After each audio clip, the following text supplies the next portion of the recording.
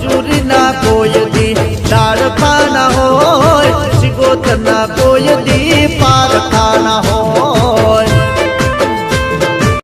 ઉનાળામાં કોઈ દી ઠંડી ના હોય, ઉનાળામાં કોઈ દી ઠંડી ના હોય, સિગોતર ના રાજમાં મંદી ના હોય।